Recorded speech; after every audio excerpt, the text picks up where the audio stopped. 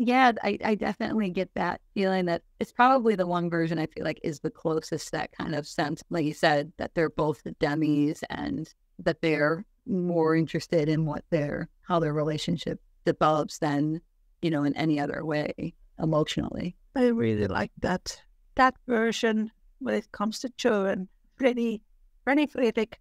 Yeah, I was very pleasantly surprised by that version. Like, because sometimes modern day versions, it can be difficult in regards to how do they translate certain things that happened back then. Like, how do you still get that same sense of a debutante ball? Like, what would be the modern day equivalent? It's like, oh, well, be smart about it. It doesn't exactly have to be the same essence. You just need a big party. What's a big party? Prom. But they managed to do very well quite a lot of the things in the story, in the sort of canon verse that Joe cuts her hair to get money for her father. And it's like, well, how do you still get that same feeling? She cuts it to support Beth, who gets, I think it's like leukemia in that version. Yeah. So you still get that same sense of like, oh, she cut her hair for a noble cause. But in this case, the noble cause is for Beth. So it still has that same feeling of what Joe does. And I know that some people like kind of get upset. Like I saw someone get upset that it wasn't the role, like the ice skating, but that it was a horse went me to almost like get herself, like get seriously harmed. And I'm like, what? Well, first of all, I don't think that really was that bad of a change, like honestly. And it makes sense because nowadays there isn't a lot of those sort of open lakes for people to go ice skating. There's more ice skating rinks available for the public. Whereas with like if you're riding a horse, there is the danger of if you go a little too fast, the horse suddenly stops when you're supposed to jump over a thing and you fall off. Like I think that's a very fair way of translating it. But I didn't know. I went into it with low expectations because I didn't want to get my hopes up. And I walked out being like, this is top 3, I'll say, of favorite adaptations, honestly. So people can really tell how much demisexuals we are because it's so absurd to us when people are complaining about the actors' looks. Yeah. When I posted some of the clips of the 2018 film to my YouTube channel, and people were just saying how gorgeous Ian Bohen is. I'm not saying he's not gorgeous, but can we talk about something else, like their relationship? Hopefully, maybe this helps people to understand what a demisexual is. Yeah, Ian Bohen, he's very handsome, but yeah, there's so much more in that movie. Same with Rosanna Brass in the 1949 film. Like, people just say, oh, he's gorgeous. Can we talk about his and Joe's relationship in this movie? That's why I posted these clips. Can we talk about the fact that he very much is like, I think you are an amazing writer and I support you. You go, girl. Like, yeah, behind that pretty face, there's honestly, I say Friedrich is a feminist icon, honestly. Like, he would definitely be that guy that is just like, that's my wife, like, and be 100% proud. It took Laurie to sort of, I think, time to get to that point. But like Friedrich right off the bat is like, women are awesome and I love women. But yeah, yeah, I totally agree. Like, everyone's like, oh, Lewis Carroll is, probably the handsomest Friedrich. I'm like, okay, fine, but is he going to be a good Friedrich? And I think he was probably the highlight of that film. I think he himself is a good actor, but like, talk about whether or not, like, is the relationship between Joe and Friedrich actually good or not?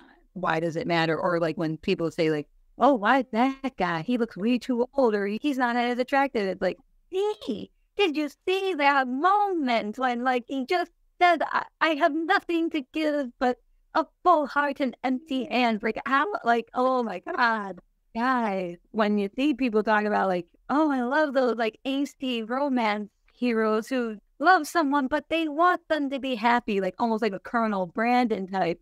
I'm like, here's Friedrich right there. Like, he doesn't think that he is deserving of Joe, but he supports her. And when he gets to Concord and he feels like there's maybe hope, he's got a picture of Joe and he kisses her because he's like, I'm so happy to see you again. And I think there might be a chance, like, oh, but no, people want to talk about, is he attractive or not? And it's like, the point here, well, way over. Somebody posted on Twitter that scene where in the 2017 series, he comes and he has that poem with him. I'm like, this is my favorite scene in this whole series. And then there were people commenting, well, he's not attractive. I don't care. I've been thinking about this a lot, or the whole asexual conversation. I think coming from the fact that I guess people should know that in the Victorian times, sex was entirely censored. Because when I was reading these studies of everyday literature to my podcast, he actually censored words like bedroom and bathroom and all the names of his love interest from his diaries. Sometimes you can see how he changed word devotion and worship to great admiration. And Louisa May Alcott did the same. Some of the things might be lost when we don't pay attention to the historical context. And I think you can see that in Little Woman because in the chapter All Alone, there's this a scene where the narrator says that don't read it because a lot of them hide tragic romances behind their humble gowns, something like that.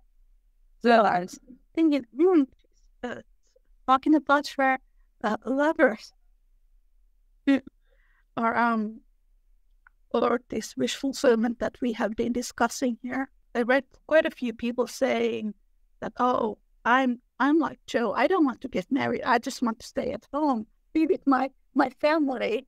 And I'm like, well, that's not the book, Joe, because she does not want to only stay at home, but she feels that she needs to take Bed's place and she needs to take care of her parents and be this like bird of the home.